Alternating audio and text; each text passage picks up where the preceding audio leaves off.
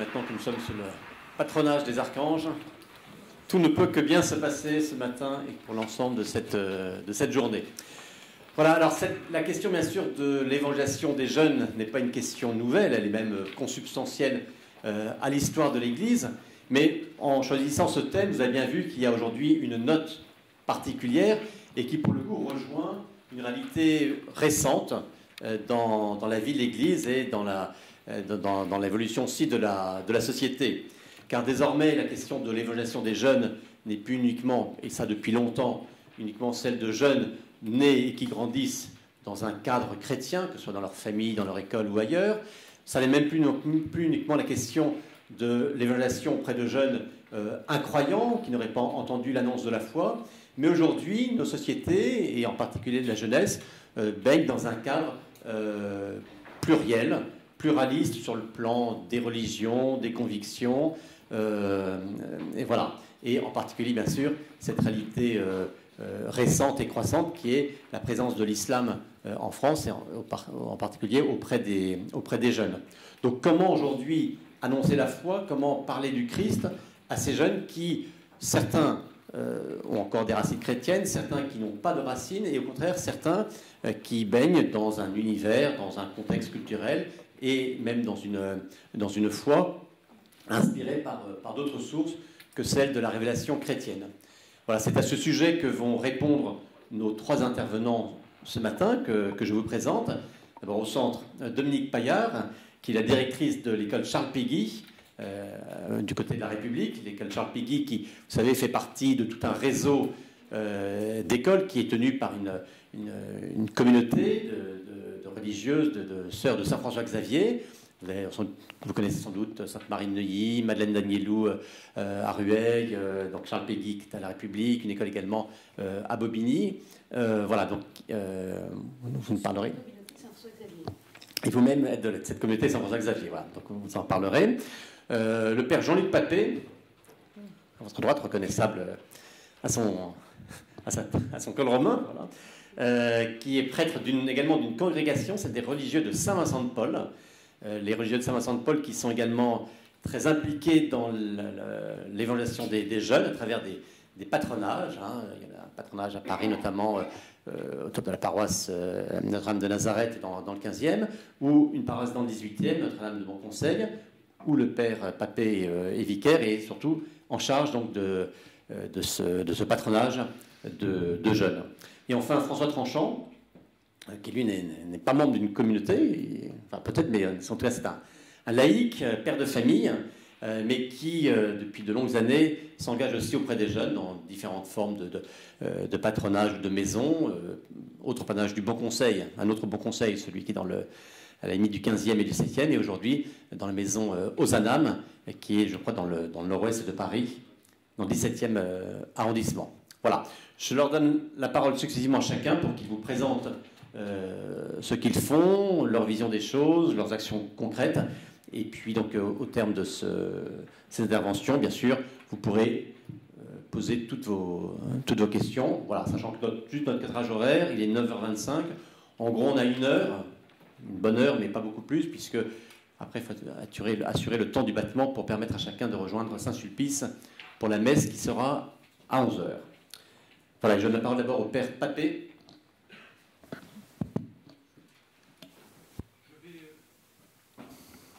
Je vais redire l'intitulé auquel on nous a demandé de participer. Évangélisation d'une jeunesse multireligieuse. Le rapport des Français à la religion évolue rapidement sous des effets conjugués du multiculturalisme, de la globalisation et d'une recherche spirituelle nouvelle. Comment évangéliser une jeunesse marquée par le relativisme et baignée dans l'éclectisme spirituel le plus total? Comment surmonter la méfiance des jeunes au regard de la foi chrétienne rejetée par le modernisme? Donc la formulation paraît un peu compliquée. Donc pour aborder succinctement cette problématique missionnaire de mon point de vue, en introduction, permettez-moi de vous livrer mon témoignage personnel. J'ai tout mis par écrit parce que sinon après ça risque de déborder. Je suis limité par... Voilà, faut que j'essaie de ne pas dépasser 10 minutes dans ma présentation.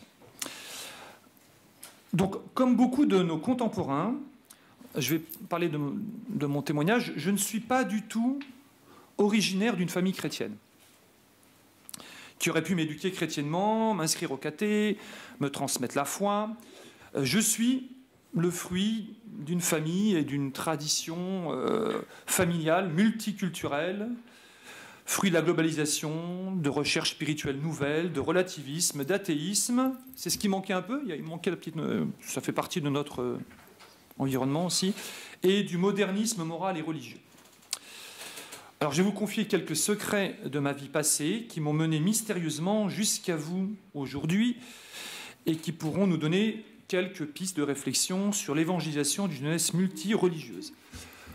Je suis même un peu ému parce que je vois comme l'amphi quand même bien rempli. Je pense que parmi vous, beaucoup pourraient être à notre place et en parler aussi bien et peut-être mieux. Alors, je vais me présenter. Ma famille, du côté de mon père, est une alchimie étrange de catholicisme ultra-libéral, j'insiste sur le ultra, de protestantisme travailleur et courageux, d'athéisme militant, avec un fond d'anticléricalisme paisible. Ça, c'est du côté de papa. Du côté de maman, c'est une alliance subtile d'islam tolérant et de marxisme intolérant, recouvert d'une bonne dose de superstitions diverses et variées, voire, on peut le dire, de sorcellerie active, plus ou moins artisanale. Et pour vous montrer l'étendue de mon ignorance religieuse quand j'étais éduqué dans ce milieu, j'aime à répéter le récit de ma grand-mère paternelle d'une discussion que nous avions eue quand j'avais 7-8 ans. Nous promenons dans la campagne poitevine, pas loin de Saint-Mexan, entre Poitiers et Niort. On passe devant un immense calvaire et je dis à ma grand-mère, c'est qui cet homme tout nu sur une croix? Et elle, avec ses grands yeux, elle me dit, mais c'est Jésus. Et je lui dis, c'est qui Jésus? Mais c'est le Fils de Dieu. Elle avait quelques restes de caté quand même.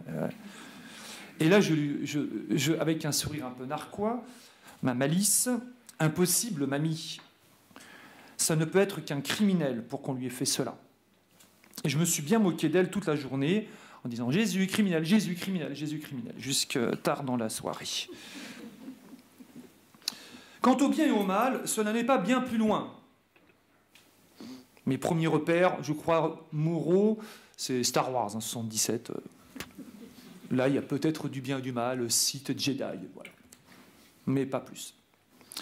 D'ailleurs, assez vite, je commençais à fréquenter l'infréquentable, à choisir la rue, le système D, apprenant comment survivre dans un monde violent et injuste. Donc j'ai grandi dans le 18e arrondissement, entre le Triangle, La Chapelle, Clignancourt, Barbès. Voilà, c'était mon lieu de vie.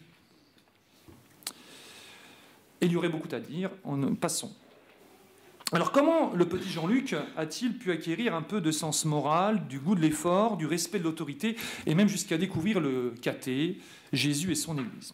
En fait, c'est à 9 ans, il s'est passé quelque chose d'assez mystérieux. 2 bons amis de l'école, Riyad et Nadir, que je les remercierai jamais assez, m'ont parlé d'un club de foot. Viens au GAC, on gagne tout le temps au foot. Et le mauvais perdant que j'étais, hélas que je suis encore, fut convaincu de cet argument imparable. Un endroit où on gagne tout le temps, c'est pour moi. Et je partis donc vers le patronage du GAC qui était à 7 minutes de chez moi. Et là, mes parents ont accepté de m'inscrire dans ce club de foot. Et je découvris le football, en effet, mais pas seulement. Il y avait du ping-pong, il y avait du baby-foot, il y avait du jeu d'échecs, mais surtout une ambiance de famille. Des grands jeux qu'on ne faisait qu'au patronage. Tech, drapeau double, barre au trésor, 3 camps, 4 quilles, balle bouclier, charge héroïque, etc. Et cela tombait bien car j'avais une envie permanente de jouer et de gagner. Cela m'aida à me structurer, à canaliser mon énergie, à comprendre la nécessité d'une règle, d'une équipe, de l'entraînement pour gagner. Mon institutrice de l'époque, que j'ai pu revoir par la suite, m'avait surnommé le mouvement perpétuel. Tandis que mon arrière-grand-mère criait en ma présence « Oh, le vilain drôle, c'est qu'il a le dope dans la peau !» C'était mal barré. Il y avait donc du boulot éducatif et religieux en perspective, pour ce patronage des religieux de Saint-Vincent-de-Paul qui m'avaient accueilli dans ce 18e arrondissement, et de manière urgente, car les mauvais chemins se devenaient de plus en plus nombreux. Alors à la tête du patronage, il y avait un directeur, un frère de Saint-Vincent-de-Paul, et un aumônier, un père de Saint-Vincent-de-Paul, qui faisait chaque semaine à tour de rôle une causerie obligatoire de 15 minutes dans l'église ou dans une salle, ça dépendait. Le directeur racontait une histoire et en tirait une petite morale, genre fable de La Fontaine. L'aumônier lui racontait un petit passage d'un livre étrange qui s'appelait la Bible et on faisait un petit commentaire adapté à nos situations. Concrètement, c'est là que j'ai appris que Jésus n'était pas un criminel. C'était une révélation. J'ai appris aussi qu'être libre, c'était pas être capricieux, faire tout ce qui nous passait par la tête. Et durant le collège, je continuais à venir au patronage, et je commençais à fréquenter un peu moins mes camarades de rue, avec leurs activités classiques, violence, vol, drague, fumette, etc. En fait, je passais de plus en plus de temps au patronage, m'ouvrant petit à petit aux autres, à la notion d'autorité, voire même aux choses de Dieu. Mais je restais assez rebelle à l'Église et aux prêtres. On m'avait tellement présenté les prêtres dans mon entourage comme de dangereux pédophiles, et c'est pas nouveau, en puissance, sinon en acte. Et cette idée me semblait de plus en plus étrange, car l'image que me donnait l'aumônier ne correspondait pas à cela. Au contraire, quand les jeunes sortaient de son bureau, il paraissait heureux, épanoui, et pas du tout. Puis je posais des questions, non, visiblement, il n'y avait pas de choses bizarres. Et je commençais à apprécier même le règlement du patronage qui permettait de jouer ensemble sans se taper dessus, ce qui était rare dans la rue. Malgré nos tempéraments opposés, nos différences sociales, culturelles et religieuses. Et surtout, j'admirais les animateurs bénévoles qui passaient beaucoup de temps pour nous montraient l'exemple d'une vie droite et joyeuse. Et c'est comme ça que j'ai grandi tout doucement au patronage, de 9 ans à 13 ans. Et c'est seulement dans ma 14e année que l'aumônier a enfin réussi à me faire asseoir dans son bureau pour discuter de tout et de rien, et qu'il me proposa, coup de génie, Jean-Luc, j'en ai parlé au directeur du patron, au frère, et est-ce que tu accepterais de nous aider à s'occuper des petits? Instinctivement, j'ai dit non. Ça ne va pas me prendre du temps sur le jeu, c'est fou. Et l'aumônier me connaissait, il a insisté, il m'a dit mais essaie au moins une fois, essaie une fois, puis ça ne te plaît pas, tu prendras ta décision. Alors j'étais sûr que pour lui faire plaisir, comme il était très gentil, puis les arguments étaient quand même forts, j'ai accepté d'essayer un mercredi, en me disant ça ne marchera pas, et puis après je lui dirais non, c'est pas terrible. Et ce mercredi, en voyant la joie des petits de jouer, d'écouter les conseils des grands, et les besoins éducatifs immenses de ces jeunes, en essayant de les faire jouer, j'ai vu qu'il y avait quand même pas mal de problèmes dans leur tête. Je me suis dit, j'étais enthousiasmé par l'expérience, et j'ai demandé à entrer dans l'équipe d'animation. Un peu plus tard, en faisant le point avec l'aumônier sur mon vie, puis ils sont durs, comment je peux faire? Il me parle de vie intérieure. Il me parle, est-ce que tu sais que nos forces sont limitées, nous sommes faibles. Ça serait bien que tu te remplisses de l'amour et de l'amour de Dieu pour pouvoir le donner aux autres. Et il me parle de Jésus.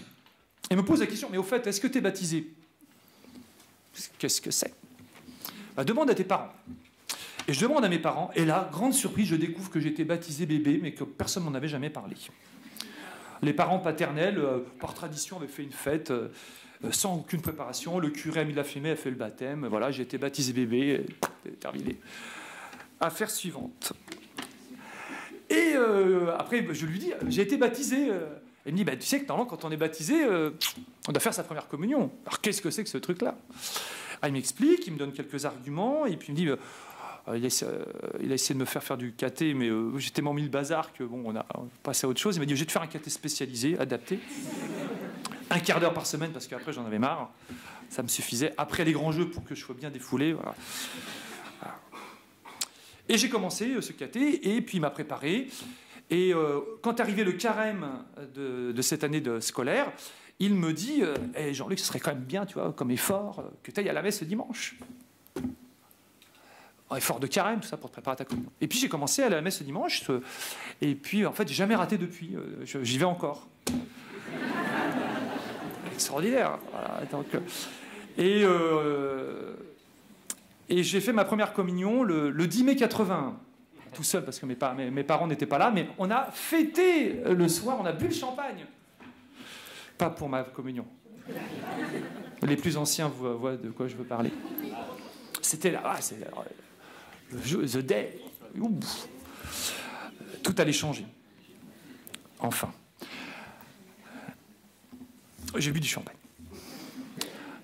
Alors au patronage, j'ai continué à grandir, je suis devenu animateur, j'ai pris plus de responsabilités et j'ai pris le goût des études jusqu'à devenir prof de maths, et oui, ça mène à tout, avant de découvrir la vocation de religieux prêtre. Et donc le patron m'a permis aussi de voir la joie de... Maman a été baptisée à 42 ans, et puis ses 2 sœurs aussi ont été baptisées, dont sa petite sœur a été baptisée l'année dernière à Pâques, à l'âge de 70 ans. Voilà, et tout ça, c'est par l'influence du patronage. Et papa aussi, qui a eu une maladie très grave, a pu être baptisé, se confesser, puisque lui était d'origine chrétienne, a retrouvé la foi de son enfance un petit peu avant de rejoindre le bon Dieu, dans les bras de l'aumônier qui m'avait accompagné. Voilà, mais considérant surtout cette histoire, qui est aussi celle de centaines de jeunes qui ont fréquenté le patronage et qui sont aujourd'hui des adultes et qui ont fondé une famille chrétienne, alors qu'ils n'avaient aucune raison, qui ont découvert leur vocation religieuse ou sacerdotale, et s'ils n'ont pas rencontré aussi certains Jésus personnellement, parce qu'il y a la liberté, il y a l'histoire, c'est compliqué. En tout cas, ils ont reçu des bases morales, culturelles, pour vivre honnêtement dans une société multiculturelle et multireligieuse. Et je pense pouvoir aussi dire que le patronage fut pour moi, et puis pour beaucoup, un lieu d'église où éducation et évangélisation, et aussi équipe d'animation, ont été un dispositif, une structure inséparable, complémentaire, pour évangéliser cette jeunesse multireligieuse. Et ça continue encore aujourd'hui de la même manière. Donc par le jeu éducatif, je crois que ça c'est vraiment fondamental, pour unir tout ce respect des règles, de l'arbitre et des adversaires, apprentissage de l'esprit d'équipe, vivre ensemble, par la découverte de la vie spirituelle, initiation à la vie intérieure, prière, connaissance de l'enseignement de Jésus, ou proposition des sacrements. Et, troisième point, par la prise de responsabilité, demander aux grands qui puissent s'occuper des petits dans des activités éducatives, ludiques, sportives ou culturelles. Une proposition de vie spirituelle adaptée, responsabilisation des grands auprès des petits, jeu éducatif. Tout cela permet, à mon sens, de rendre possible, de permettre à une jeunesse multireligieuse, multiculturelle, de bâtir sa vie sur le roc, non sur du sable, et je pense de changer le monde. Merci.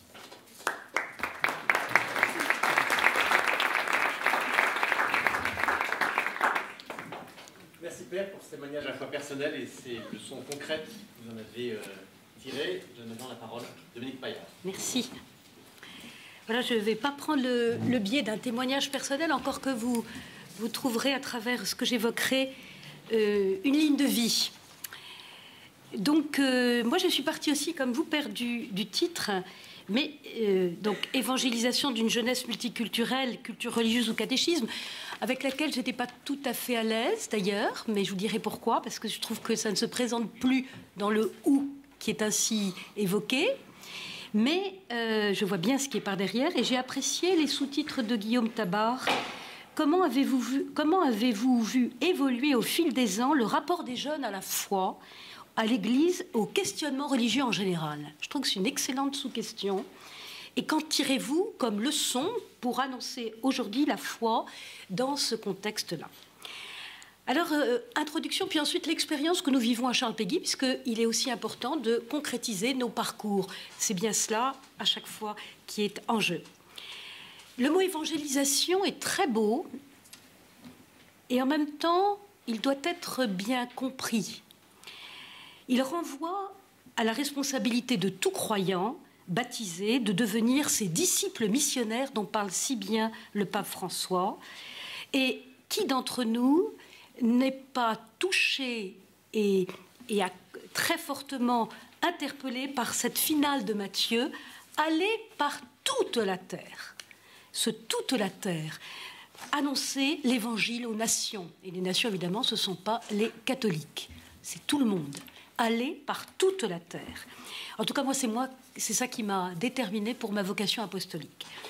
La bonne nouvelle d'un Dieu personnel qui aime jusqu'à l'extrême de lui-même et qui nous aime jusqu'à l'extrême de nous-mêmes est vraiment pour tous et non réservée à quelques-uns tombés dedans quand ils étaient petits. Je fais plutôt partie de ceux-là, mais qui ont dû et qui ont pu, grâce à leur contexte familial, scolaire, de réflexion, faire un chemin de liberté pour assumer cet héritage. Et je pense que c'est ce pour tous que je sens très fort qui doit résonner. Il doit nous habiter par-delà, et je le dis bien par-delà, toutes nos fatigues, toutes nos difficultés rencontrées pour parler du Christ et le faire aimer et le faire suivre, qui doit nous habiter par-delà tous les scandales. Et les scandales dont on parle beaucoup aujourd'hui dans les médias sont terribles par rapport aux jeunes. Je crois qu'il faut en avoir la prise de conscience aussi. Les indifférences rencontrées. Et tout ceci doit nous habiter, non pas pour imposer l'évangile, donc dans évangélisation, il faut faire attention à ce sion, hein, voilà. Moi, je préfère annonce de l'évangile, donner accès à l'évangile, voilà. Mais c'est un terme qui peut se discuter, hein.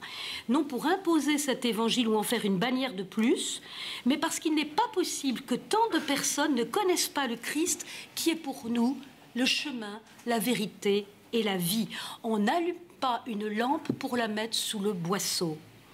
Alors comment porter ce message à tous et plus particulièrement aux jeunes de ce temps? Jeunesse multiculturelle, multireligieuse. Je m'interroge sur ce terme.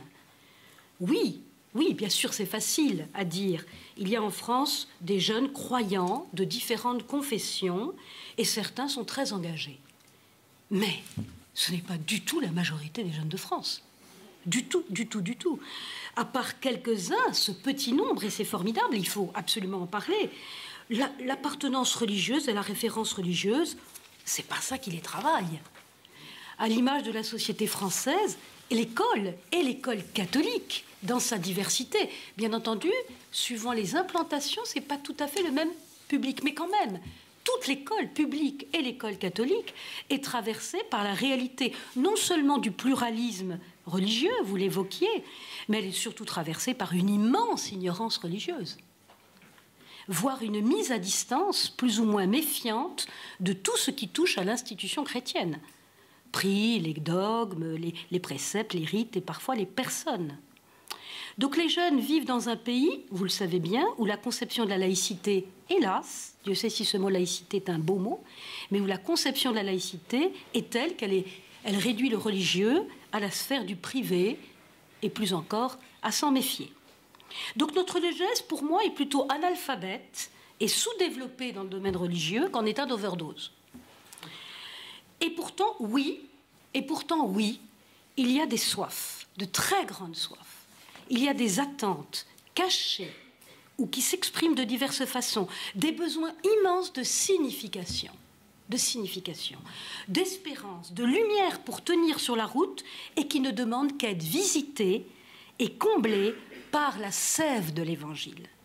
Des milieux humains, culturels et religieux sont à nos portes, à côté de nous, chez nous, étrangers à ce trésor et représentent ces fameuses périphéries existentielles dont parle le pape, ces extrêmes de la terre dont parle Matthieu et qui attendent ce message. Il a, le pape François, dans son dernier message pour la semaine missionnaire, puisque nous sommes dedans, en plein, enfin dans quelques jours, et il dit ceci dans son message, où d'ailleurs il dit qu'il faut que ce soit les jeunes qui soient les évangélisateurs de la jeunesse. Hein. C'est avec eux qu'on va le faire, c'est pas uniquement nous, la génération du dessus. Hein. La périphérie la plus désolée de l'humanité qui a besoin du Christ et l'indifférence envers la foi ou encore la haine parfois contre la plénitude de la vie divine.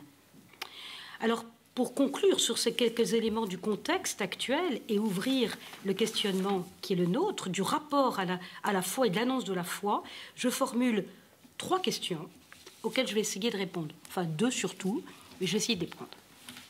Comment indiquer la route du Christ et la route vers le Christ à une jeunesse qui soit ne le connaît pas et semble s'en passer, ou qui l'a perdu de vue? Tout ceci, ce sont des nuances, ce n'est pas la même chose. Perdre de vue parce qu'il n'y a pas eu de transmission à la génération précédente. Et comment, deuxième question, donner accès à ce trésor de l'Évangile à des jeunes qui sont un peu ignorants, pour ne pas dire beaucoup, mal informés, déformés, et faire que le milieu scolaire, et là j'arrive à mon terrain de jeu à moi, qui n'est pas le patronage, même s'il y en a beaucoup à côté, par exemple, avec la paroisse Saint-Ambroise, avec laquelle nous avons beaucoup de liens. Comment ce milieu scolaire, l'école et la culture en général intègrent cette dimension constitutive du savoir qu'est le fait religieux, la religion en tant que telle, et l'interreligieux en prime, puisque je vis dans un endroit où on a mis en place beaucoup de réalités interreligieuses. Quant aux jeunes chrétiens, il ne faut pas les oublier, qui vivent et traversent et travaillent dans nos écoles, dans nos lieux d'éducation, comment à la fois les nourrir, ils en ont besoin, les équiper, les soutenir dans leur quête de Dieu et de vie spirituelle, dans leur ancrage ecclésial, et en même temps les ouvrir à d'autres façons de croire et à d'autres façons de vivre sans tomber dans des querelles d'identité. Alors la mission de l'école catholique, en général, dans son ensemble, est d'accueillir largement. En tout cas, c'est ce qu'a fait l'école catholique sous contrat, et je m'y retrouve totalement. D'accueillir largement, j'allais dire généreusement, ceux qui viennent à elle. De les accueillir au nom du Christ et de vivre cette hospitalité culturelle, religieuse, comme une richesse, une chance pour tous, sans rien renier, non seulement des valeurs dont elle est porteuse, mais bien plus que des valeurs, car les valeurs, elles sont traversées par beaucoup d'autres lieux que l'école catholique. Elle est porteuse d'un charisme prophétique qui lui incombe. Et ce charisme, je le présente à travers une phrase de Jean. On a évoqué tout à l'heure dans le cantique de Zacharie la figure de Jean-Baptiste, le précurseur, qui est tellement la figure à invoquer, je dirais, dans nos écoles. Jean 1, 26, « Au milieu de vous se tient quelqu'un que vous ne connaissez pas. » Je crois que c'est vraiment ça aussi qui est la réalité qui peut nous habiter. Quelqu'un que vous ne connaissez pas. Je pense à tous ces jeunes. Au milieu de vous se tient quelqu'un que vous ne connaissez pas. Cette parole, elle est d'une actualité prodigieuse. Il y a un mystère à creuser. Il y a un chemin de sagesse à parcourir sur l'homme et sur Dieu, et une croissance à accompagner devant Dieu et devant les hommes. Alors concrètement, à Charles Péguy Paris, je ne parle pas au nom de l'enseignement catholique, je parle au nom de l'établissement que j'ai la joie et l'honneur de diriger, avec toute une équipe. À Charles Péguy Paris, comme à Bobigny, mais surtout à Paris 11e, que je connais évidemment beaucoup mieux, dans un contexte de réelle et très belle mixité. Pour 1400 élèves, il y a vraiment des élèves de beaucoup de milieux sociaux, de beaucoup de convictions différentes, de chemins philosophiques, de parcours de vie. Il y a des juifs, des musulmans, des chrétiens, des agnostiques, des athées. Dans ce contexte-là de jeunes, nous proposons, selon les choix, nous essayons de proposer à la fois une solide catéchèse, une invitation chrétienne solide pour les catholiques, des parcours de culture religieuse et biblique adaptés selon les âges pour tous les élèves, du CP au BTS, puisque nous avons un BTS jusqu'à la terminale, des cours d'islam et de judaïsme donnés par des enseignants musulmans et juifs pour nos élèves juifs et musulmans qui en font la demande, et des rencontres interreligieuses pour les lycéens. En tant que chef d'établissement, je vois que l'on peut tenir ensemble ces propositions qui peuvent apparaître comme une ligne de crête, j'en ai bien conscience, pourvu que l'on soit clair et solide sur ses bases. Nous sommes un établissement chrétien, ouvert à la diversité religieuse, mais nous ne sommes pas multiconfessionnels. En ce sens que la pratique d'autres cultes que le culte catholique n'est pas envisageable. Pas plus que les menus kasher ou halal ou le port de signes ostensibles.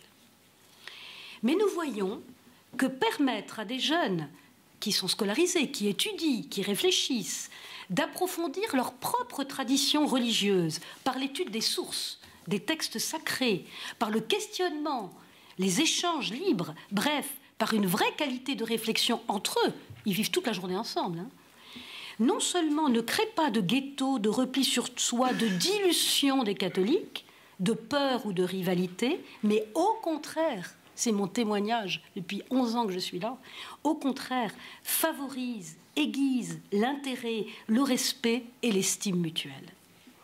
Parce qu'on est dans un domaine d'étude et de culture.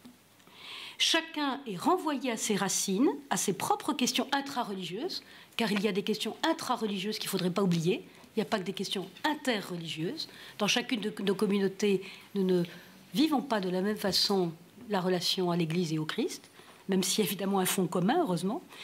Mais c'est pareil pour l'islam et le judaïsme. Il y a des questions intra-religieuses et chacun est renvoyé à son identité, entre guillemets, religieuse, parce que l'identité religieuse d'un jeune de 15, 16, 17 ans, ça se construit. Hein. C'est pour eux, ça bouge. Et se déploie en s'ouvrant à celle des autres.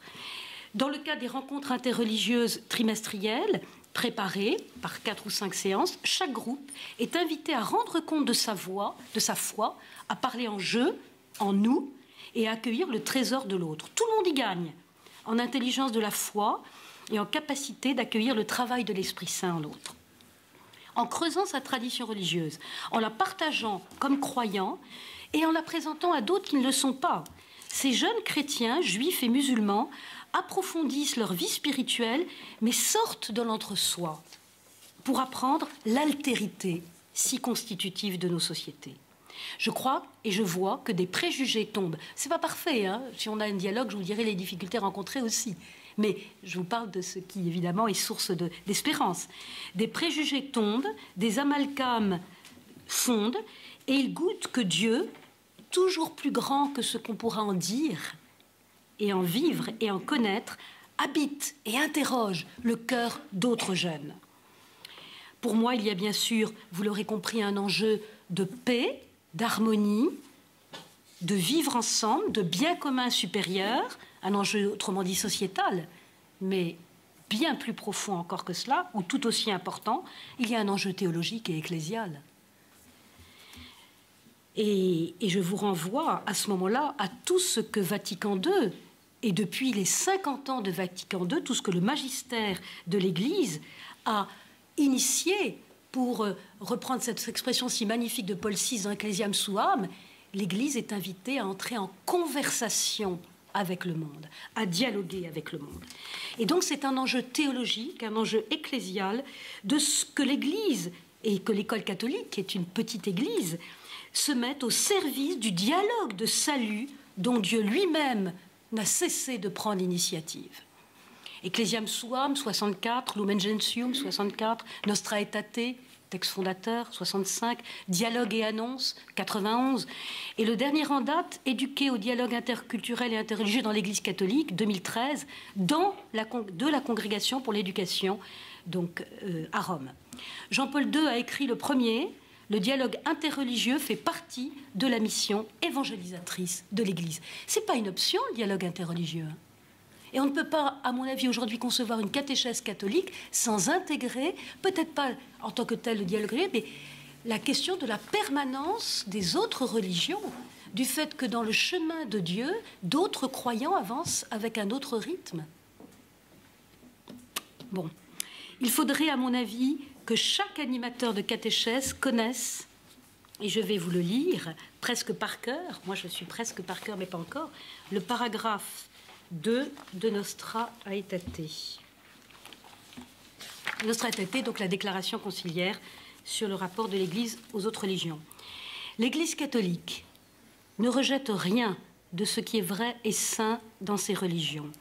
Elle considère avec un respect sincère ses manières d'agir et de vivre, ses règles et ses doctrines, qui, quoiqu'elles diffèrent sous bien des rapports de ce qu'elle-même tient et propose, cependant reflètent souvent un rayon de la vérité qui illumine tous les hommes. Toutefois, texte très équilibré, elle annonce, et elle est tenue d'annoncer sans cesse, le Christ, voie, vérité et vie, dans lequel les hommes doivent trouver la plénitude de la vie religieuse et dans lequel Dieu sait réconcilier toutes choses. Elle exhorte donc ses fils pour qu'avec prudence et charité, par le dialogue et la collaboration avec les adeptes d'autres religions, et tout en témoignant de la foi et de la vie chrétienne, ils reconnaissent, préservent et fassent progresser les valeurs spirituelles, morales et socio-culturelles qui se trouvent en eux. La béatification de Pierre Claverie et de ses 18 compagnons va tout à fait dans ce sens. Tenir à la fois la présence sacramentelle, amicale, aimante du chrétien en terre d'islam, sans chercher à évangéliser au sens de convertir, tout en étant signe extraordinaire, jusqu'à la vie et à la mort donnée, de ce Christ plus grand que Christian de Chergé avait rencontré en premier lieu grâce à Mohamed, sa famille bien sûr, mais grâce à Mohamed, cet homme qui avait donné sa vie pour qu'il ne soit pas assassiné. Bref, en résumé, les 3 orientations fondamentales à garder ensemble, et très bien rappelé encore par François, le devoir d'identité, le courage de l'altérité, la sincérité des intentions. Et je pense dans ce cadre-là, on peut tout faire tenir. Bien entendu, je ne m'arrête pas là, et je vais quand même finir parce que je ne veux pas que nous ayons trop de temps, j'aurais beaucoup à dire, mais dans le cadre de cette évangélisation d'une jeunesse dans ce contexte-là, il n'y a pas que ce que j'ai évoqué qui peut être une grande aide. Dans une école, il y a tellement d'autres chemins. Le chemin de l'art, le théâtre, les films, les expositions. Nous avons ce qu'on appelle formation humaine et religieuse, des cours de culture biblique, les témoignages. Les jeunes sont sensibles aux témoignages, aux rencontres, aux récits de croyants, à la contagion des personnes. Je pense au temps fort, au rassemblement, au pèlerinage, aux fêtes, au moments comme Thésée. Thésée joue un rôle très important pour l'accès à la vie intérieure et à la vie spirituelle, j'allais dire en douceur, d'un certain nombre de jeunes, qui après peuvent aller peut-être ailleurs. Les fratres, le scoutisme, les engagements, la dimension du service. Vous avez évoqué les grands qui s'occupent des petits. Nous avons mis en place obligatoirement des services aux plus démunis. Les jeunes se sentent utiles. J'ai besoin de toi. Ça parle. Et bien sûr, une certaine façon aussi de vivre l'orientation professionnelle. Je parle dans un cadre d'école, en lien avec la vocation. Ne pas séparer l'orientation de la vocation. La vocation au sens large, évidemment, la culture vocationnelle. Que la formation reçue ne vise pas seulement le succès, la réussite professionnelle et sociale, mais développe des dons à mettre au service des autres. Les voyages, les visites culturelles. Voilà. Il y aurait beaucoup à dire. Reste la question très délicate de l'accès au sacrement. Très difficile. Qui aujourd'hui est une vraie question. La vie sacramentelle de jeunes qui peuvent être ouverts à Dieu, mais alors la vie sacramentelle, c'est une autre histoire. Voilà, je m'arrête là pour laisser la parole à mon...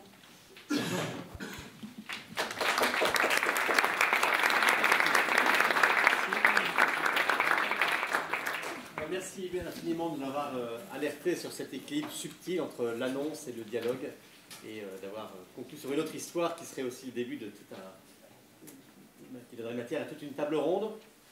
François, je donne maintenant la parole. Merci. Alors, pour commencer, un petit témoignage personnel quand même. Moi, j'ai grandi dans une famille catholique. On allait à la messe tous les dimanches et on priait tous les soirs en famille. Et je suis vraiment redevable à mes parents de tout ce qu'ils m'ont donné. Et c'est, je pense, que ce que j'essaye de retransmettre aujourd'hui. J'ai été marqué en 2005 par... j'étais étudiant à la Sorbonne par les émeutes qu'il y a eu dans Paris. Je suis allé voir parce que j'étais curieux. Et une chose m'a frappé, c'est de voir ces jeunes qui faisaient n'importe quoi et qui semblaient crier « on nous aime pas ». Et je me suis dit, qu'est-ce que je dois faire aujourd'hui pour leur dire qu'on les aime? Qu'est-ce que je dois faire? Moi, j'ai compris que je suis aimé par le Christ.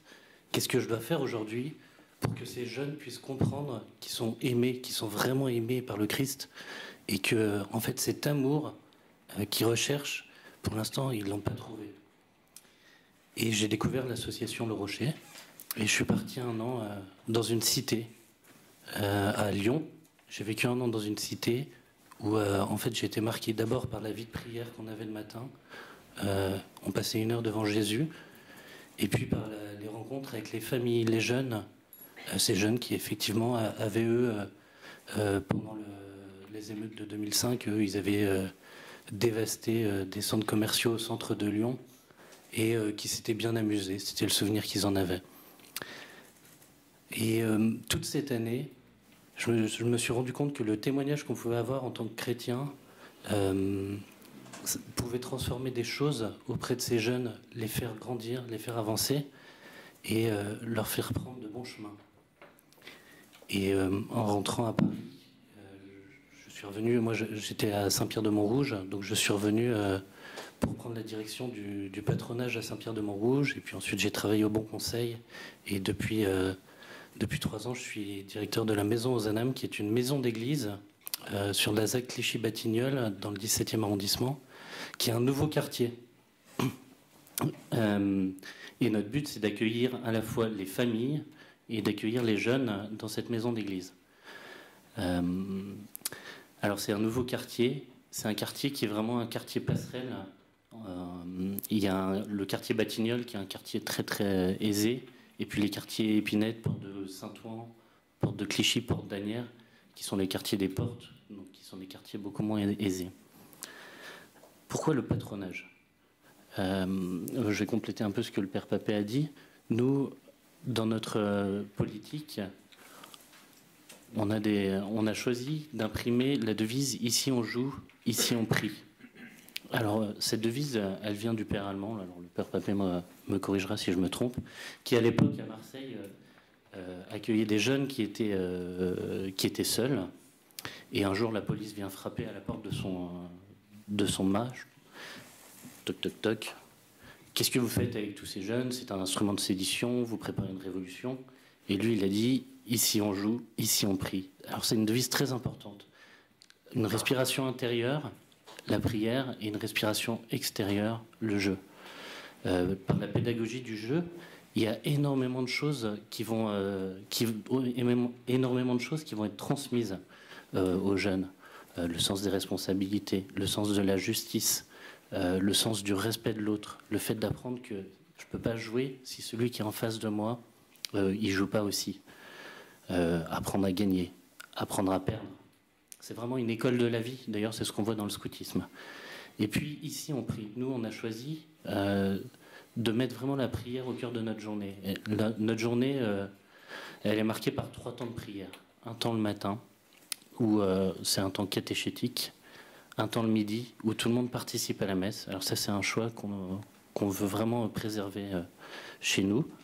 Et un temps le soir pour remercier pour ce qu'on a vécu dans la journée. Donc c'est un temps de louange avec un merci. Chaque enfant peut dire un merci pour ce qu'il a vécu dans la journée, leur apprendre la gratitude pour ce qu'ils vivent. Alors j'insiste sur le temps de la messe. Le temps de la messe, c'est un moyen d'évangélisation, je pense, très fort. Parce que on est parti sur un cœur d'enfants chrétiens, et le mercredi par exemple on n'a souvent que des chrétiens au moment de la messe, sauf que ce cœur d'enfants chrétiens, il est dans des familles qui ne sont plus pratiquantes.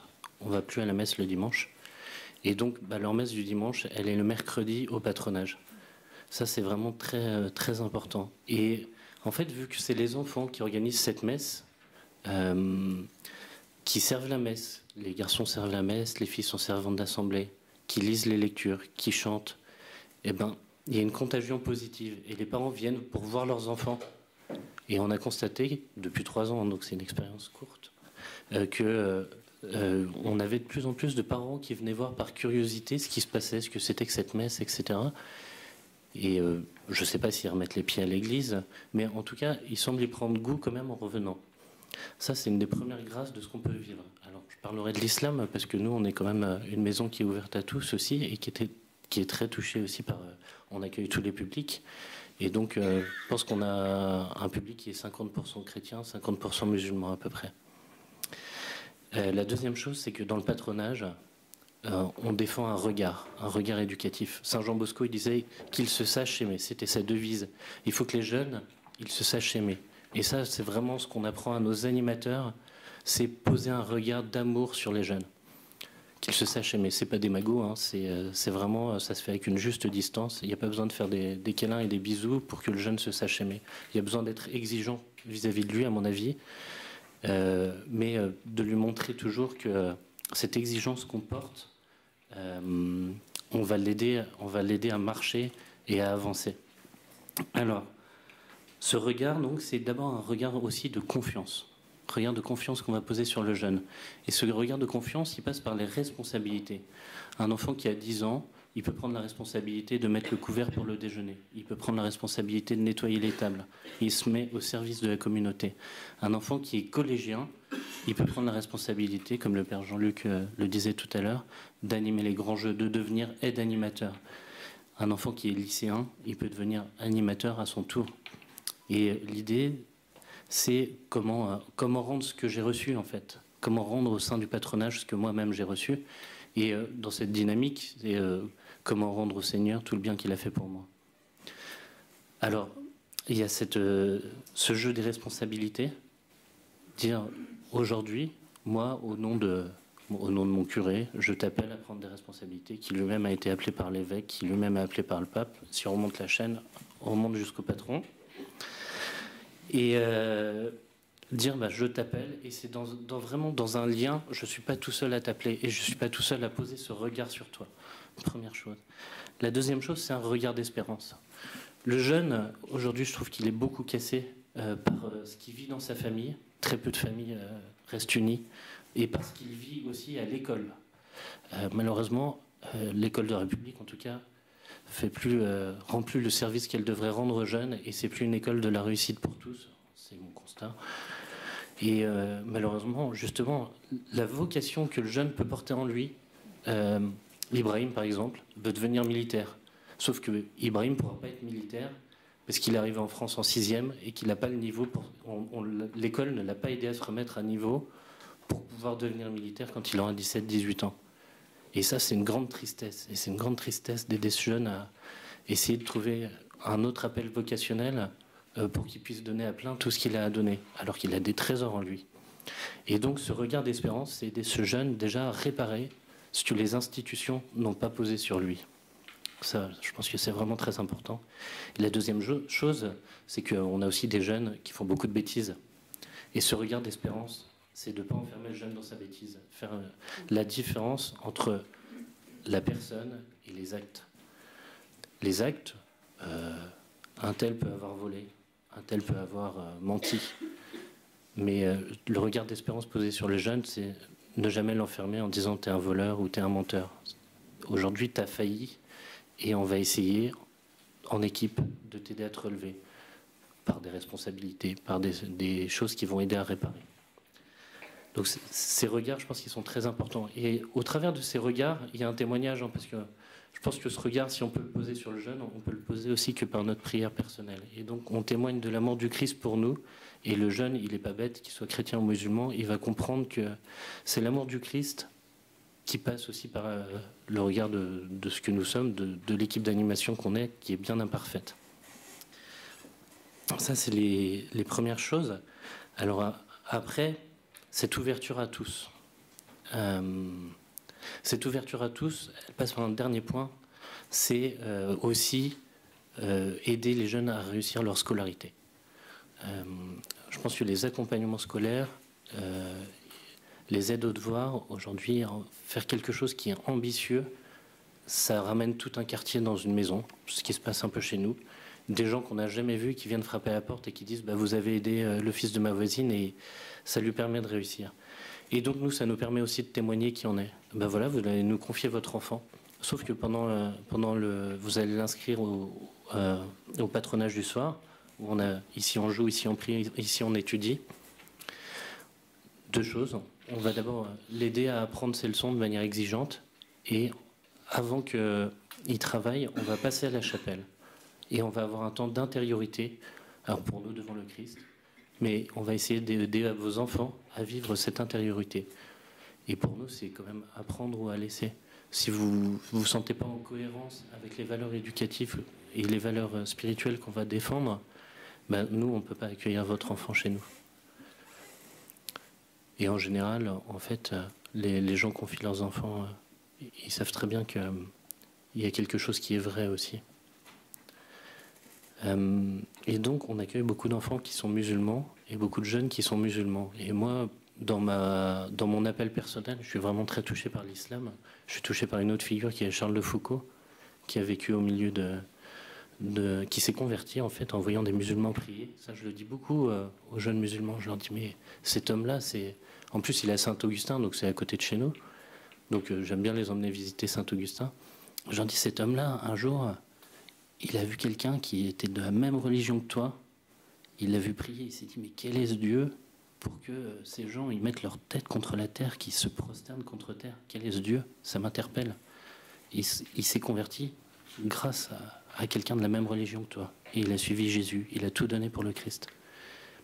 Et ça, c'est pareil, ça touche. Alors, nous, cette vie de prière, on essaye de la partager avec eux. Un enfant qui va venir pendant les vacances avec nous, on le dit aux parents, il participera aussi à la messe avec tout le monde. Alors, il n'est pas obligé de prier, mais on lui demande d'être là. Nos animateurs, qu'ils soient chrétiens ou musulmans, on leur demande d'être là aussi en tant qu'animateurs. Et on les a emmenés au Frat l'an dernier. On a fait une expérience d'emmener le groupe, je suis aussi le responsable du pôle jeune de la paroisse, le groupe de l'aumônerie des lycéens à Lourdes. Et avec eux, on a emmené 10 jeunes musulmans. Et ça a vraiment été une belle expérience. Alors la belle expérience, elle a été d'abord l'expérience de groupe. Ce qui les a le plus marqué, en fait, ce qu'ils ont préféré, quand on leur a demandé, c'est le temps de messe qu'on a eu en petit groupe. Juste les 30 jeunes qu'on a emmenés. C'est vraiment le moment qu'ils ont préféré. Et après, c'est les échanges qu'on a pu avoir. Et ce qui m'a marqué, c'est que ces jeunes, ceux qui sont chrétiens, ont dit le fait de parler avec des jeunes qui sont musulmans, ça nous aide à devenir de meilleurs chrétiens. Et les musulmans, ils disent le fait d'être avec des jeunes musulmans, ça nous aide. Le fait d'être avec des jeunes chrétiens, ça nous aide à devenir de meilleurs musulmans. Donc je pense qu'il y a une économie de la grâce qui se passe. Je ne sais pas ce qui se passe dans leur cœur. Je ne peux pas savoir. Je ne sais pas comment le Seigneur parle à leur cœur. Mais en tout cas, eux, ils en témoignent, ils disent ça. Alors on essaye de travailler là-dessus en faisant un petit café théologique, de maintenir ça avec eux. Donc il y a une quinzaine de jeunes qui ont participé l'an dernier. Et avec des échanges qui sont très beaux, très riches. Et puis, le dernier point, c'est pour cultiver tout ça, on les met au service des plus pauvres aussi. Et donc, là, je pense qu'il faut comment dire, les emmener dans des lieux où c'est un peu trash. Et nous, on les emmène dans un camp de Rome, avec l'aumônerie de Centrale à Villeneuve-d'Ascq. On emmène nos jeunes qui sont lycéens, animateurs, et... ou seulement jeunes, qui viennent, entre guillemets, comme consommateurs, à faire une animation. Alors, c'est pas une animation, c'est de rue, c'est une animation de camp. Et le fait de se mettre au service de jeunes qui sont vraiment d'une grande pauvreté en plein hiver, ils sont pieds nus dans leur basket, par exemple, ou il y en a qui n'ont pas de pull. Et de passer ce moment où le prêtre qui nous avait accompagnés avait dit « mais j'ai l'impression que là, on est un peu dans le royaume de Dieu ». Et c'est pareil, c'est des moments qui convertissent profondément leur cœur. Et puis moi-même, d'ailleurs, ça convertit profondément mon cœur. Mais c'est des moments, en fait, où il faut aller se mettre soi-même une baffe évangélique et aider les jeunes à se mettre cette baffe évangélique. Voilà, je pense que un dernier point, et après j'arrête, c'est que on vit quand même dans une société multiculturelle, certes, mais qui se mélange pas si facilement que ça. Les Batignolles, par exemple, dans mon quartier, ont envie de rester entre Batignolles et n'ont pas trop envie que les gens des autres quartiers viennent les déranger. Et les gens des autres quartiers, ils ont parfois un peu peur aussi de comment je vais être reçu, etc. Et je pense que dans cette aventure, la grande grâce, c'est de voir que Ibrahim et Timon, qui ne se seraient jamais parlé, deviennent de bons amis, que Augustin et Amira sont devenus aussi des amis ont créé des amitiés très fortes, alors que sans cette vie dans le patronage, ils ne se connaîtraient pas, ils ne discuteraient pas ensemble, et leurs parents, en fait, non plus, auraient toujours cette idée de restons entre nous et n'allons pas voir les autres. Donc c'est aussi un lieu où on fait des ponts, et on fait des ponts qui sont vraiment très forts. Voilà. Au nom du Christ.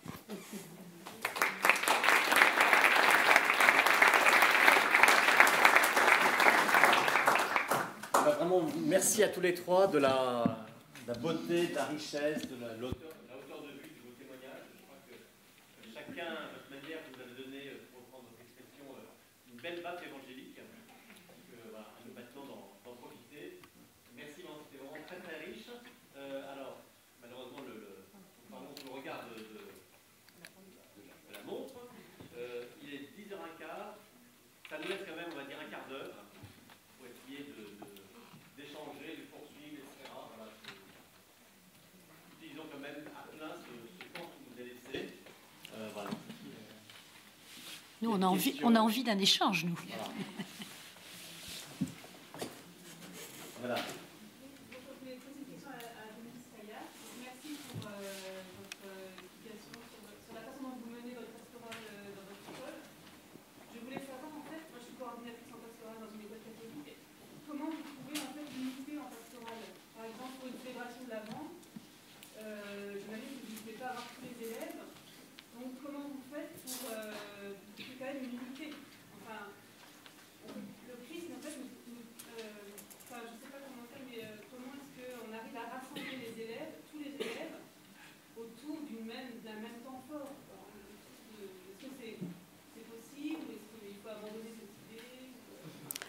C'est que quand vous avez des juifs, des musulmans, des athées, des agnostiques, vous ne pouvez pas les inviter à la messe. Enfin, ce ne serait pas respectueux. Je trouve que là, autant la question de la culture religieuse est absolument non négociable, et même la culture biblique. Voilà. Après, je répondrai à la question de l'unité, parce que c'est une très bonne question, mais dans un établissement. Mais voilà, il y a le fondement du dialogue à lequel nous sommes invités de la part du Christ, c'est de respecter le chemin que fait l'autre. Et son chemin n'est pas le même que le mien. Et de l'emmener au nom d'une participation et d'une inscription dans une école catholique à une messe, même une messe d'avant, une messe de rentrée, non, moi je ne le sens pas du tout. Pas du tout, du tout, du tout. Alors, ceux qui veulent venir sont toujours invités, c'est absolument évident. Comment dire, je pense que les moments d'unité dans une école se font d'abord par l'enseignement. Qu'est-ce qui unit des élèves? Je parle d'un contexte scolaire. Hein. C'est ce qu'ils vivent en classe, c'est où il peut se passer beaucoup de choses. Ensuite, il y a des moments de fête, il y a des expériences... Alors, des chemins d'intériorité. Voilà, on peut vivre ensemble des chemins d'intériorité. Par exemple, quand il s'est passé... Nous sommes à côté du Bataclan. Hein. Voilà. Et à côté de l'Hypercacher, enfin pas très loin, et de Charlie Hebdo. On a été vraiment très secoués dans notre quartier, vous l'imaginez. Enfin, on est tous très secoués, c'est idiot ce que je dis, mais enfin, je veux dire, c'était à nos portes. Hein. Et puis il y avait des familles qui étaient touchées. Bon. Et là, dans ce moment-là, nous avons proposé, mais pas à la chapelle, dans une salle neutre, polyvalente, la possibilité de méditer ensemble. C'était très juste, exactement avec la vigilance qu'avait donnée Saint Jean-Paul II, hein, à Assise. Hein. Voilà, on est ensemble pour prier, on ne prie pas ensemble. C'est quand même très, très important comme nuance. Et donc, là, nous avons pris un moment important. Et il y avait une véritable unité. Il n'y avait pas de problème. La pastorale dans un établissement comme le nôtre, mais c'est dans beaucoup, parce que même dans des endroits qui sont peut-être plus avec un public plus homogène catholique, je crois qu'on ne peut plus penser que tous les catholiques que nous accueillons vivent le même chemin. C'est impensable. L'époque d'une catéchèse pour tous les catholiques, en même temps, le cours d'instruction religieuse, la messe, il faut que nous trouvions des chemins adaptés, de diversité. Qu'est-ce qui nous rassemble? C'est le Christ. C'est au nom du Christ. Après, le travail de l'Esprit Saint, c'est pas nous qui pouvons savoir ce qui se passe dans les cœurs. Mais si, comme on l'a dit d'ailleurs tous les trois, au nom du Christ, nous faisons des propositions, au nom de cette catholicité, de cette universalité, au nom de la certitude, alors ça, moi j'ai vraiment quelque chose qui m'habite, que l'Esprit Saint n'est pas réservé catholique, voilà, bon, que l'Esprit Saint travaille le cœur de tout homme créé à l'image de Dieu, nous pouvons vivre des moments pas forcément de rite, non, il n'y a pas un rite commun possible, ça je ne le crois pas. Les rites ne sont pas partageables, on ne prie pas de la même façon, mais nous pouvons vivre des grands moments d'unité autour des valeurs quand même que j'ai évoquées, de service, de partage, de culture, d'intériorité. Et qu'est-ce qui les unit énormément? Mais c'est quand ils discutent ensemble de ces questions diverses. Je crois que dans les rencontres interreligieuses, moi j'en sors évangélisée. Ça paraît incroyable de dire ça, hein. Mais d'abord admiratif de ce que les jeunes arrivent à dire, parce qu'ils ont travaillé, hein. C'est pas le café du commerce, hein, je vous garantis. Quand ils travaillent sur la création, sur la femme, sur les signes extérieurs, quand ils travaillent sur les difficultés à vivre leur vie de chrétien. Bon. Et on en sort évangélisé parce que on a touché du doigt que la vie de l'Esprit Saint avait pu s'exprimer, que la vie de Dieu avait pu s'exprimer, que la quête de Dieu avait pu s'exprimer, et que malgré nos différences immenses, parce que dans ces rencontres, les différences apparaissent, hein, c'est pas du tout, je vous assure, consensuel toujours, hein, mais qu'est-ce qui nous rapprochait, nous sommes frères et sœurs d'un même Père, d'un même Dieu créateur, qui veut pour nous le bonheur, l'amour, le salut. Et quand les jeunes creusent leurs sources à ce niveau-là, du texte, quand ils n'en restent pas à c'est permis, c'est pas permis, parce que par rapport à l'islam, moi je pourrais dire quelque chose de... Bon, nous avons donc un professeur d'islam, qui d'ailleurs, nous faisons très attention, à qui nous faisons venir évidemment. Bon, là il se trouve que pour les petits, c'est une de nos anciennes élèves, qui est actuellement avocate, et qui a connu les rencontres interreligieuses et qui enseigne à ces jeunes sœurs musulmanes, puisque à Charles Péguy, le collège n'est pas mixte et le lycée est mixte, hein, donc il n'y a que des filles au collège et le lycée est mixte. Et après, autrement, c'est voilà, c'est quelqu'un qui s'appelle Khaled Roumeau pendant longtemps, et actuellement c'est Kaina Belloul, qui intervient d'ailleurs à Radio Notre-Dame dans Il était 3 fois. Elle anime l'émission Il était 3 fois. Bon. Et en fait, elle, quand elle parle avec les plus grands, ou quand c'est Khaled Roumeau qui parle avec les plus grands, qu'est-ce qui se passe?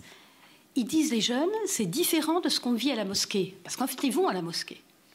Beaucoup d'entre eux. Moi, ce que je sens comme évolution, c'est des crispations de plus en plus grandes, quand même. Il faut bien être clair sur ça. Il y a un communautarisme qui joue partout. Et donc, l'école est un lieu où on peut sortir de ce communautarisme pour se parler à un autre niveau. Et changer. Et qu'est-ce qu'ils disent? Ils disent, à la mosquée ou en famille, je ne peux pas poser de questions. On me dit, c'est un mystère. Dieu, tu ne poses pas de questions. Et là, dans ces rencontres, l'animateur ou l'animatrice essaye de leur faire vivre une expérience de Dieu, de les conduire à une expérience de Dieu. Parce que les jeunes vont poser, alors est-ce que c'est permis de mettre le voile comme ci ou comme ça, halal, haram, enfin, toutes ces questions rituelles sont très très importantes. Hein. Une praxis qui est et dans le judaïsme. Et l'animateur, en allant aux sources, en reprenant les textes, en reprenant des hadiths ou en reprenant des textes, va essayer de les conduire à « et toi, qu'est-ce que tu crois? Qu'est-ce que tu penses? Quelle est la relation? Comment tu pries ?» C'est tout ce chemin de vie personnelle, spirituelle et intérieure qui, à mon avis, à faire. Mais avec nos catholiques aussi, pareil, hein. Exactement pareil. Et avec les incroyants, pareil. Qu'est-ce qui se passe dans ta vie intérieure? De quoi tu as soif? Qu'est-ce que tu aimes? Quand est-ce que tu vibres? Où est-ce que tu es heureux? Et les grandes questions existentielles. Et là, l'unité, elle est immense, voyez. Donc il faut renoncer sur cette terre, je pense, à cette unité de pouvoir confesser et prier notre Père du ciel de la même façon, parce que c'est un mystère de Dieu que la diversité des chemins religieux, c'est un grand mystère. Et comme disait Christian Scherger, la première chose que je demanderais à Dieu au ciel, c'est pourquoi l'islam? Nous nous posons des questions, voilà. Ben, c'est là, il est là. Il est là, ils sont là, ces jeunes, ils sont à nos côtés, ils sont avec nous, ils sont aimés de Dieu, ils sont bénis. Comment est-ce que je dialogue avec eux? Comment est-ce que je les évangélise au sens, comment est-ce que je suis témoin? Voilà, voilà. Mais je disais tout à l'heure qu'il n'y a pas que des moments faciles. Ce que je sens aussi, puis je termine parce qu'il y aura sûrement d'autres questions, mais je vois aussi aujourd'hui que nous avons moins d'élèves juifs qu'avant à Charles Péguy, parce que plus qu'avant vont dans des écoles juives. Beaucoup plus. Et nous avons plutôt dans nos établissements ce qu'on appelle les juifs de Kippour, voyez, qui sont extrêmement désireux que leur enfant ne soit pas dans des écoles juives. Mais, et par rapport à l'islam, c'est pas simple de les amener à ce cours d'islam. Moi, je dis tiens, parce que je sais que là, il va se passer des choses. Hein. Sinon, ils en restent... Voilà. Et puis, la conversation, le dialogue n'ira pas très loin. Mais il y a des parents qui leur disent non, Non, non, non, non, tu vas à la mosquée, point trait. Tu apprends l'arabe à la mosquée, ça suffit. Donc le chemin, il est toujours très modeste, très fragile, très délicat. Merci. Alors, autre question avec, si vous avez des réponses Pardon. bien concentrées pour qu'on puisse en prendre une ou deux. Alors, monsieur, il y a comme ça. Merci à vous et pour vos interventions. Je suis Bertoli, je suis haïtien. Depuis 2 ans que je suis arrivé en France.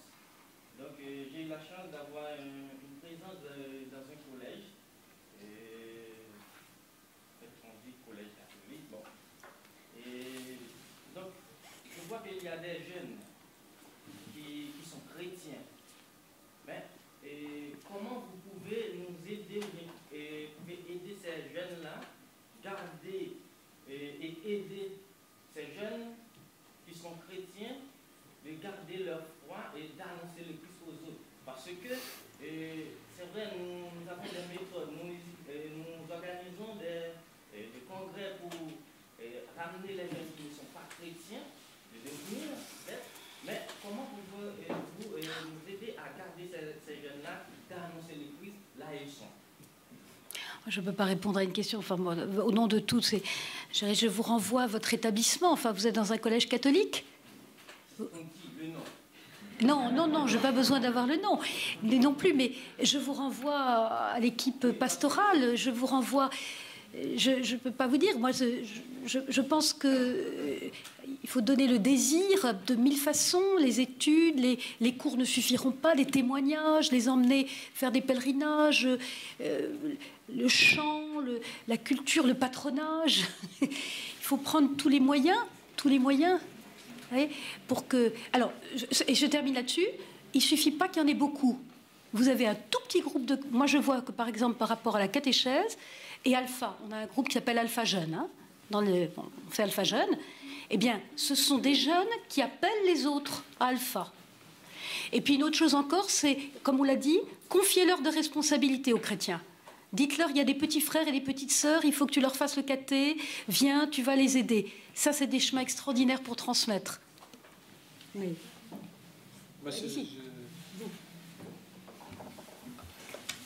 S'il y avait une solution clé en main, ça serait.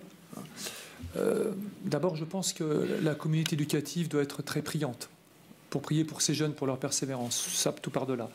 Il faut les mettre en contact avec Dieu, les disposer, parler de pèlerinage, retraite spirituelle, pour qu'ils rencontrent Jésus, personnellement. Donc ce ne sera pas par des méthodes, c'est par une rencontre. Et ensuite, effectivement, je pense qu'on rencontre le Christ dans le service. Ça devrait être obligatoire dans tous les établissements, qu'il y ait une proposition large de services, que ce soit au service des pauvres, des SDF, des migrants, de l'aide aux devoirs, d'activités ludiques. J'ai une compétence, je la mets au service de la communauté. Et puis, pour tous ces jeunes, après, effectivement, organiser quelque chose autour de la réflexion, qui puissent entendre un kérigme. Et même si ce sont des chrétiens, des fois, ils ne connaissent pas la base, ils ne connaissent pas l'essentiel, donc qu'ils puissent avoir aussi des fondements de réflexion. Et puis après, il y a la liberté, c'est compliqué. Moi, je dis, mais moi, je pense qu'en mission, enfin, c'est ma vision, je ne demande pas qu'on la partage, c'est la pastorale du bon larron, quoi. Ce qu'il faut espérer, c'est que les gens qu'on a rencontrés, à leur dernier souffle, ils disent à Jésus, souviens-toi de moi quand tu viendras dans ton royaume. Qu'ils aient tué, violé avant, comme sûrement le bon larron, quelque part, c'est pas notre histoire. Notre histoire, nous, on les a rencontrés pendant un temps donné, qu'on les ait aidés à un jour dire cette phrase à Jésus, souviens-toi de moi quand tu viendras dans ton royaume, pour que Jésus leur dise, t'inquiète pas, ce soir, tu es avec moi au paradis, quoi. Voilà. Donc il faut être très humble, on apporte un petit peu, on est des relais, on est un maillon dans une grande chaîne, Dieu c'est le patron, c'est lui qui s'occupe de chacun d'entre nous, il faut lui faire confiance, et nous on essaie de donner le meilleur de soi, avec nos limites, on est pécheurs, on est faibles, on est très incompétents, beaucoup plus qu'on le croit. En termes de théologie, philosophie, on est vraiment globalement très mauvais. En apologétique, en argumentation, faut pas... Donc c'est pas sur ce terrain-là qu'on sera fort, et on convertit personne par la logique, même si on a tous les arguments du monde. Il faut toucher le cœur.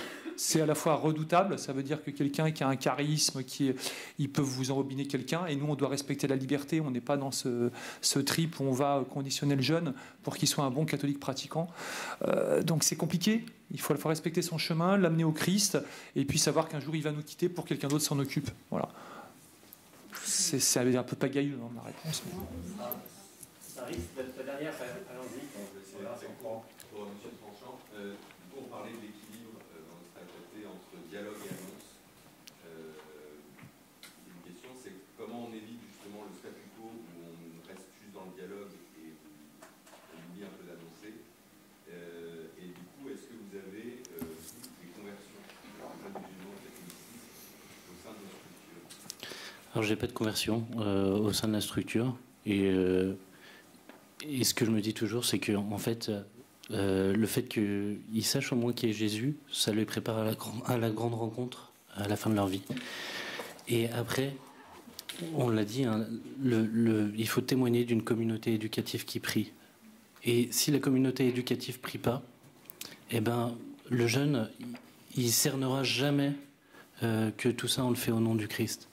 Alors, il y a deux choses. C'est que on se retrouve, on a la chance d'avoir la messe en semaine. Donc on se retrouve les équipes éducatives à la messe en semaine. Et puis, ces temps où on va remercier Dieu avec eux dans la chapelle, eh ben, il faut que l'éducateur soit aussi le premier à remercier Dieu. Que l'éducateur sache parler, s'adresser au Christ devant les jeunes, sache témoigner de sa propre prière devant les jeunes. S'il y a ces choses qui sont faites, je pense que le jeune, il peut savoir d'où on vient, au nom de qui on fait ça. Chez nous, la croix, elle est devant la maison, et la chapelle, elle est dans l'entrée. Alors on demande aux jeunes qui sont chrétiens de dire bonjour à tout le monde, mais aussi de passer dire bonjour à Jésus. Ils ne peuvent pas l'ignorer. Et je pense que nous, on n'a pas envie de l'ignorer non plus. Le premier truc que je fais le matin en arrivant, c'est je rouvre la porte de la chapelle. Parce que je ne sais pas pourquoi, tous les soirs, il y a quelqu'un qui la ferme. Je me dis, Jésus, j'ai pas envie qu'il soit enfermé, je veux qu'il soit vu, enfin que les jeunes, quand ils passent devant, ils puissent le voir, les familles, elles puissent le voir aussi, savoir où elles mettent les pieds. Voilà. Je peux compléter un tout petit peu. Je pense effectivement, c'est très fin hein, entre l'annonce et puis, c'est quoi l'autre terme? Le dialogue. Ça fout tout par terre.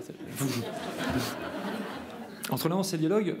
La finesse, c'est qu'effectivement, vraiment, on respecte la liberté de chacun. Et en même temps, faut que, la foi vient de ce qu'on entend, quoi. Donc, il faut qu'il y ait un moment, il faut trouver un lieu, selon sa structure missionnaire, où il puisse entendre, savoir qu'est-ce qu'a dit Jésus, qu'il ait vraiment déjà enlevé tous les a priori, les faussetés ou les ignorances. Ce qu'on appelle le kirim, voilà, on annonce. Et après, avoir des propositions d'appel. Moi, j'ai été appelé pas pour faire du caté, j'étais appelé pour m'occuper des petits. Je pense on appelle à un service d'amour auprès des autres. Ça, c'est quelque chose, j'ai envie de dire, qui est dans nos tripes de chacun, de tout être humain, quelle que soit sa culture, sa religion, à moins d'une très grosse déformation profonde, des blessures telles qu'on ne peut pas le faire. Ça existe, hein, mais c'est pas ce cas-là, on va dire. Et même ce cas-là, ça peut guérir les blessures. Et après, moi, ça a été vraiment ce jeu assez mystérieux, et je pense pour beaucoup de ça, c'est se rendre compte que quand on veut rendre service, il nous manque quelque chose. On n'arrive pas. On a besoin de transcendance. Et là, l'appel est possible. Eh bien, écoute, je te propose de venir prier, si tu veux, voilà, avec tes mots à toi. Et moi, comme un peu François, moi, j'ai emmené des musulmans en retraite spirituelle à Blaru sans problème, quoi. Ils sont très contents. Enfin, voilà. J'organise des temps de prière. Ils viennent pas, mais j'ai vu des musulmans apprendre à faire la génuflexion à des jeunes chrétiens qui faisaient n'importe quoi, à les disputer parce qu'ils se tenaient pas mal dans l'église. Voilà, on a besoin de cette transcendance, elle s'exprime, nous elle est très claire et très nette, mais après, le dialogue il est nécessaire et l'appel il est nécessaire. Voilà, et l'annonce, mais c'est pas une annonce qui oblige, c'est pas une annonce qui propose. Voilà. Donc l'annonce et le dialogue ils vont vraiment ensemble. Quand je dialogue, en fait, j'annonce, je propose. Enfin, c'est pour ça, pour moi, je vois pas trop la différence, quoi. C'est une vie, quoi. Enfin, je sais pas. Comme vous, enfin, je suis tout à fait d'accord. C'est l'unité d'une vie qui passe. Moi, je ne suis plus du tout dans est-ce que c'est plus de l'annonce, est-ce que c'est plus du dialogue. C'est l'unité d'une vie, c'est l'unité d'un chemin. c'est comme Jean-Baptiste qui dit « Voici l'agneau de Dieu », quoi. Voilà, il indique. Hein. Je trouve que vraiment la figure de Jean-Baptiste est très importante pour nous par rapport à notre sujet de ce matin. Je pense que prier Jean-Baptiste, voilà, il annonce, il s'efface, il y en a qui viennent, il y en a qui ne viennent pas. En tout cas, ce qui passera, c'est à partir du moment où moi je sais, pas je sais, mais je vis, j'ai été touchée par cet homme, par ce Christ, par notre Seigneur. Je ne peux pas ne pas l'indiquer aux autres. Je ne peux pas ne pas en parler. Je ne peux pas ne pas désirer qu'il soit connu. Je ne peux pas faire en sorte que tant de gens vivent assoiffés, en fait, assoiffés et sans indiquer la source, mais avec cet amour de l'autre qui passe par le respect profond de son chemin, de ses délais. Je ne sais pas si ça répond, mais... Voilà, un immense merci à tous les trois. Pardon à tous ceux qui avaient des questions encore à poser. Voilà, je pense que sur un tel sujet, on aurait pu prolonger 2 heures, 3 heures, infiniment. Mais voilà, il faut savoir s'arrêter. Un grand merci. Vraiment, c'est juste les 3 points, je crois qu'ils ont été communs à tout ce qu'avait dit. Hein, l'enracinement personnel, le regard de bienveillance sur l'autre et la volonté à la fois de respecter, d'éclairer sa liberté.